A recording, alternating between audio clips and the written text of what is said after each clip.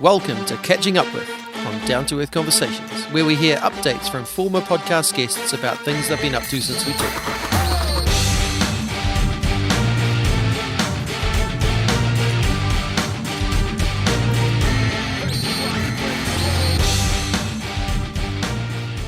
Kia ora, welcome to the fourth episode of Catching Up With here on Down to Earth Conversations. I'm Andy Dixon, and today we are catching up with episode 33 guest James Harris. Last time I talked to James, we talked about his time working with refugees in Ngaru, and then what he was up to in the Australian outback. This time we talked to him about his involvement in the formation of the Gaza Ceasefire Pilgrimages that began before Easter and are continuing around the world. We talk about how and why they started, how it's going, and what they're hoping to accomplish. We hear about connections with Palestinian Christians who are part of the movement and are helping to keep the world informed of what is going on the ground with the war on Gaza. It's a great reminder that we can all do something, even if it feels like not much, and that small thing, when put together with the small things of others, can make a difference in the world. This is episode 4 of Catching Up With. Here's James Harris.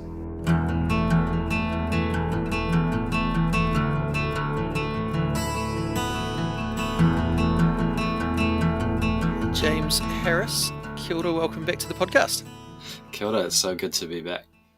I was just looking at when it was you were on last. You were on the podcast in August of 2021.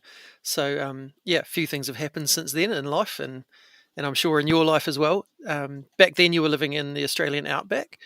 Do you want to share a bit about where you're at now? Yeah, sure. When we last recorded, we're living in a little remote Aboriginal community. I remember partway through the recording, some kids were throwing rocks at my house trying to get my attention to come out. Since then we have stayed in Australia, but live now in Kombumerri country and on the Gold Coast. And with everything that's happening in the world right now, particularly what's happening in Gaza, have thrown myself sort of fully into that.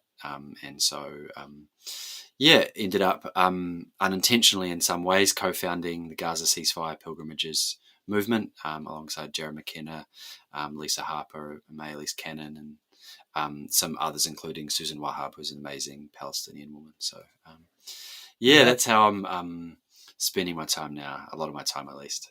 Yeah, cool. So, is that funded? Is that voluntary? Is that through an organisation? How does that work?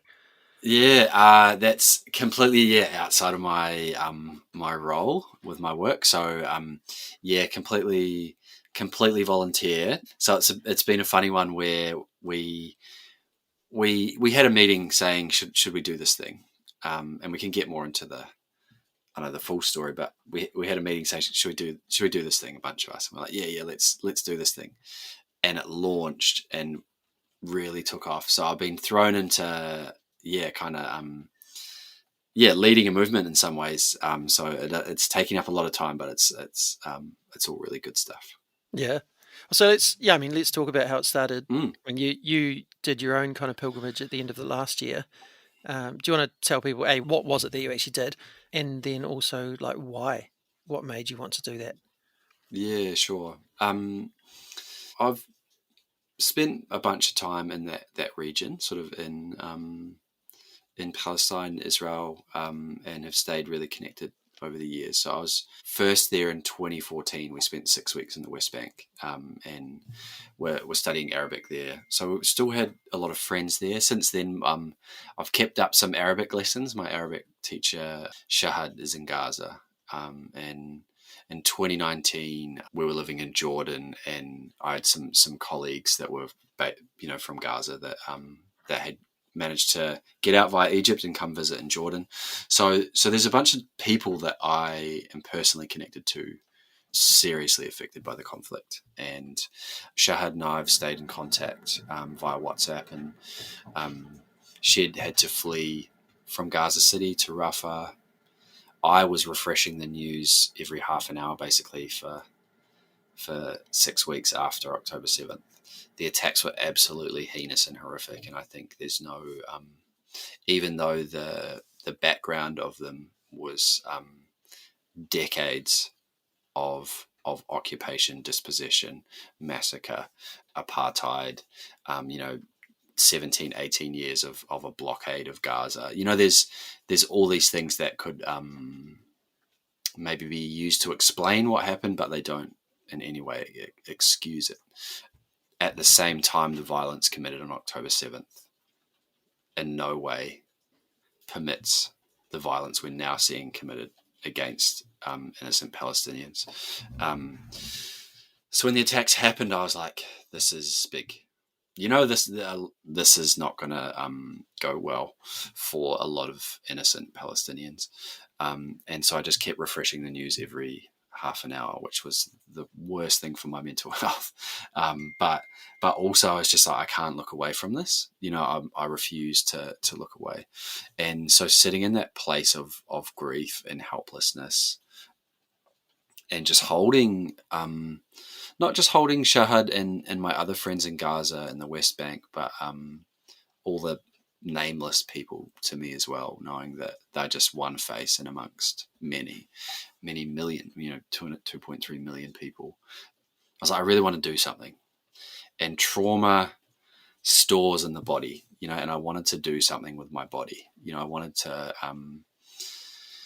I wanted to transfigure my trauma in some ways by taking action. And I'd seen all these maps of Gaza put on top of different cities to try explain just how small it is. And I thought I could do that. I could walk. It's just this simple idea. I'm going to walk the length of Gaza, and at the same time, some of my friends from Palestinian Christians in Australia, which is an organisation here that represents the Palestinian Christian diaspora, they were fundraising for people that were making it out of Gaza and coming to Australia on temporary visas. And so I thought, easy. I'll walk the length of Gaza in prayerful solidarity, and I'll fundraise for my Palestinian Christian friends who are supporting their families and others from Gaza that are arriving. And so I thought, I'll do this. I put up a GoFundMe, told a couple of people, hey, I'm doing this thing, and people started going, hey, can we come with you? Can we walk with you? Starting with my Palestinian Christian friends, and then I thought, we'll stop to pray, and then there was enough of us. It was like, maybe we'll stop to pray in a church. And then having a church service meant we could invite others to come along. It was a great starting point. So what started as something that was going to be just me became a lot bigger in that one little moment. So this was during Advent, just before Christmas, and I felt God speak so clearly throughout the walk. Just the simple words of be bold or be complicit. And that was the ongoing, like if there was one thing that summed up how I felt God, moving in my heart over that 41 kilometers, it was that. And it also just felt like the right thing to be doing. And the next day, the other thought was this inkling of, I think this could be bigger than just one walk.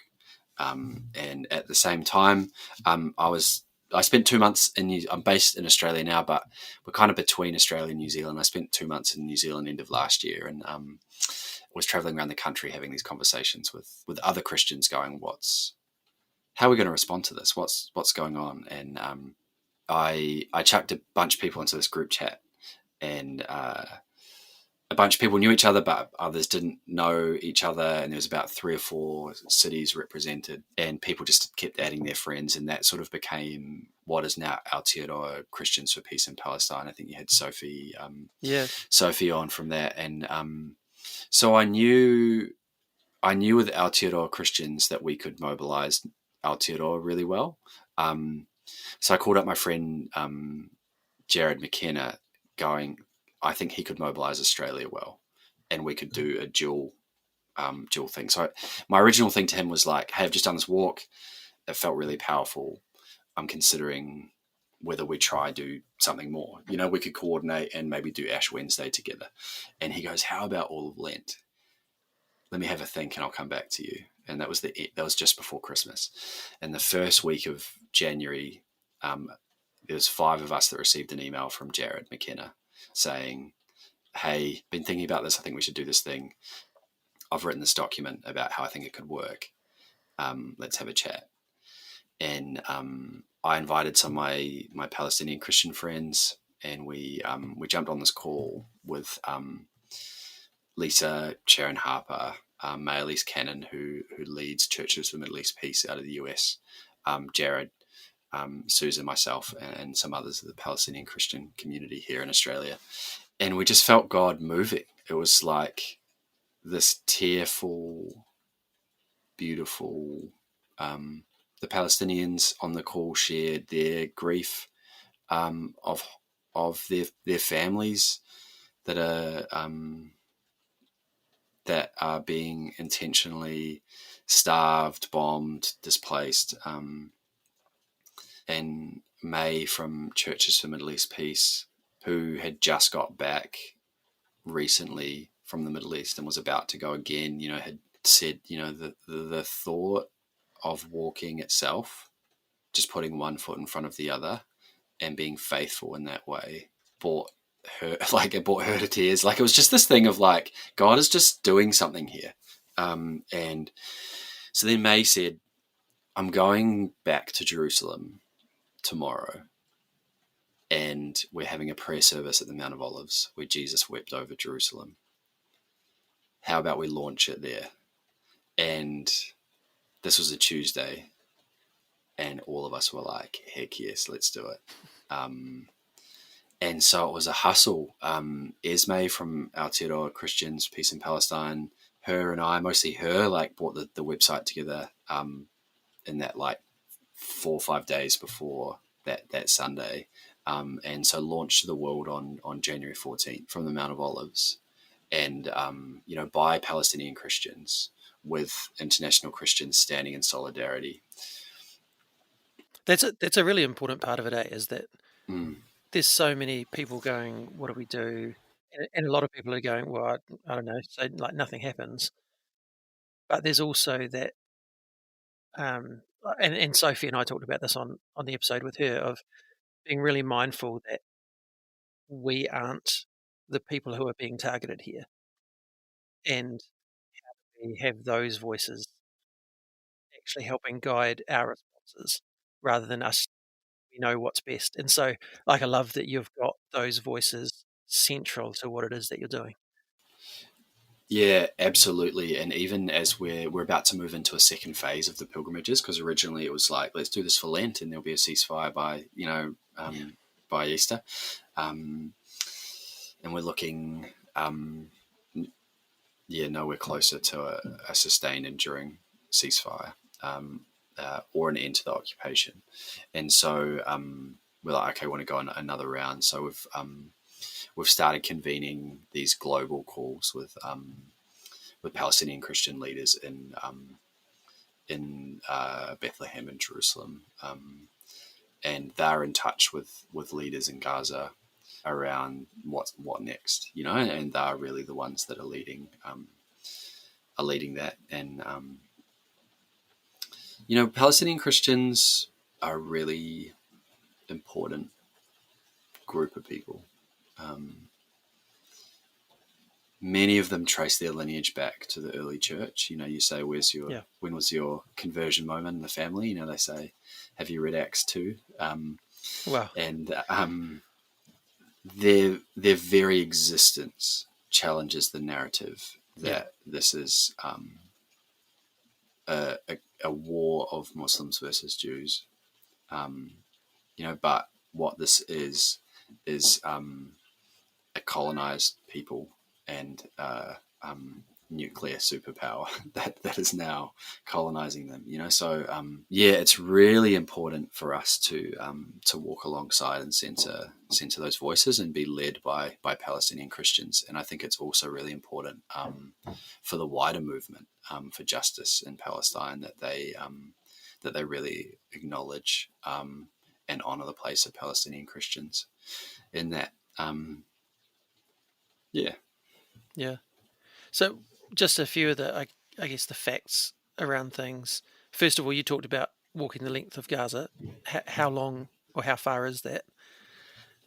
Yeah. So Gaza, the full length of Gaza is 41 kilometers if you walk right from the tip to the bottom along the coast. Some people, the majority of people have walked 41 kilometers. Others have walked 36, which is the length of Gaza City to Rafah, Right, which is where they're which is being displaced to. yeah, yeah. Yeah. And then, like you've talked about having people in America involved, having people in New Zealand and Australia involved. This is like really spread, hasn't it? Like how many Yeah. countries, how many cities are involved in this thing now?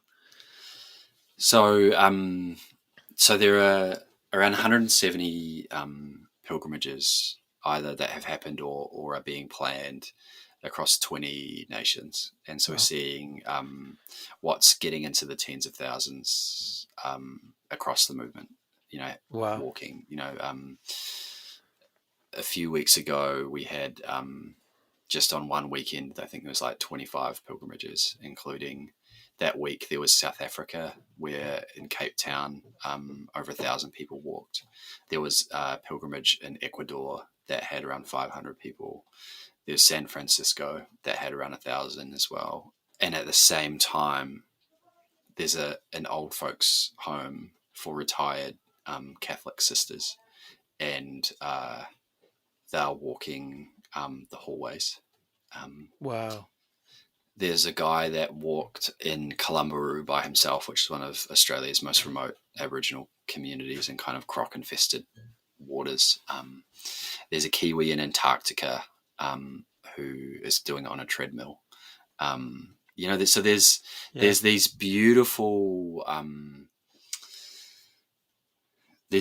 expressions of it. You know, so for some people it's these huge things with lots of people, and for others it's solo or it's smaller. You know, in Chicago there was a group of mums that organised a pilgrimage where they walked from playground to playground, and they. Sorry, I'm getting teary. Yeah. And they prayed for the children. Yeah. So there's just been all these different expressions, and we've just seen God just so in it, so in it. Yeah. Yeah. That I love that. I guess it's in some ways the simplicity of it Mm. that's offered to people as a, hey, here's something you can do. Because I think there are so many people who are looking at this going, this is just atrocious. Mm. But what can I do? Yeah. And, you know, I mean, I can share social media posts or, you know, help get people informed about what's actually happening. You know, that's one thing I can do. But to offer them a physical something that you can actually get out and do that, you know, I know in the one here in Otutahi, Christchurch, you know, there were some people that walked the whole thing, but others joined in for the first hour and the last hour, or, you know, there was ways to get involved if you couldn't be involved for the whole time. And I think there's something about that, you know, well, I'm one person and you're one person, but now you're talking like thousands around the world, all being one person together. Yeah. Which starts to go, well, actually, maybe what we're doing isn't just purely symbolic. You know, maybe there's something behind this as well. So, I mean, what are your hopes for where this goes? Is it do you feel that it has the potential to actually make a difference, to push governments to action, or is it more of an encouragement for the Palestinians that there are people out there on their side? There's layers to it. There's a lot of layers. Shane Claiborne summed it up really well when he was talking about the Philadelphia pilgrimage that he was involved in. You know, that not everyone can do everything, but everyone can do something. You know, and that's where the pilgrimages are a beautiful thing to be involved in. The military occupation of Palestine, and what I'm talking about there is, I guess, the West Bank East Jerusalem and Gaza, which have been occupied since 1967. There's a block within Israelis and within the Jewish community and within Christianity that see that as God's mandate. That's, Judea and Samaria, and it's passed on by God to Abraham, his descendants, as an eternal inheritance.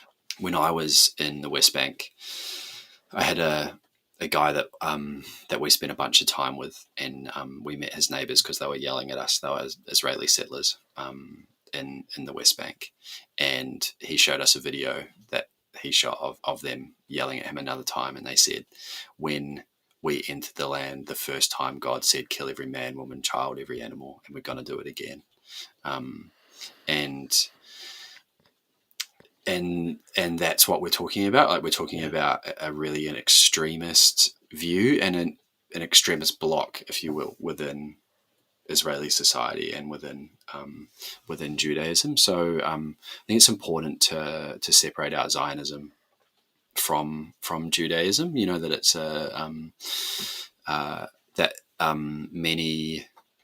many Jewish people would say it's it's incompatible with the Torah. It's incompatible with the prophets. And as Christians, I would say it's extremely incompatible with the way of Jesus. Yeah. However, there are more Christian Zionists in the world, so people that theologically support the political ideology of Zionism, than there are Jewish Zionists. And there's a massive, massive, loud Christian Zionist voice, and that voice, the governments of the world, I think, are scared to challenge. They're scared to lose the Christian vote. They're scared to lose the support of Christians. So that's where Gaza Ceasefire Pilgrimages, I have never found anything quite like it, in that it is a very loud Christian witness. Yes. That counters the Christian Zionist narrative. And that's where I think the power is. That's where we're going to keep pushing, because if Christian Zionism were to fade away, like the political cover of that goes, and I think we'd start to see real change. Yeah, that's really powerful, and thanks for kind of unpacking a little bit of that, because I think, like, for a lot of people, what they've heard in their churches, or what they've heard it through the media, there's not really a full picture there. There's no understanding of what's actually going on, and so having that fairly clear, but also the idea that actually this set of pilgrimages is a way to counteract that. Again, it's inviting people into a simple way of standing up for those who are being oppressed, which, I mean, from my mind, is the entire call of the Bible. It's standing up for those who are oppressed. So thank you for sharing that. Thank you so much for coming on today. If people want to get involved in the pilgrimages, how do they do that? Yeah, sure. So you can go to Gaza Ceasefire Pilgrimage.com, which is the website, and has ways that you could sign up to express interest in hosting a pilgrimage, or see the ones that are coming up. It's also really worth following the Instagram, which is at GC Pilgrimages. We couldn't use Gaza Ceasefire Pilgrimages on Instagram because they've shadow banned the words Gaza and ceasefire. So if you use those things, you're not really going to show up. So GC Pilgrimages, and it's also worth, if you're not already following Aotearoa Christians for Peace in Palestine, because they're the especially if you're a listener in Aotearoa, at least, because they're the kind of organising body in Aotearoa. Cool. And I'll chuck all those in the show notes so people can find them nice and easily. Thanks for your time today. Thank you for sharing about the work that you're doing. A huge thank you for just making a decision to step out and do something. And it's just really exciting to see where that's led to and the potential of that for the future. So, thank you for what you're continuing to do to bring a bit of heaven down to earth. Yeah. Cheers, Andy. E tō mātou matua I te rangi, kia tapu tō ingoa, Kia tau mai tō rangatiratanga, kia mea te tau e pai ai ki runga ki te whenua, kia rite anō ki tō te rangi. Humai kia mātou ai nei, he taro mā mātou mō tēnei rā. Muro mātou hara, me mātou hoki e muru nei I o te hunga, e hara ana kia mātou. Aua hoki mātou e kawea, kia whakawaia. Engari whakaorangi a mātou I te kino.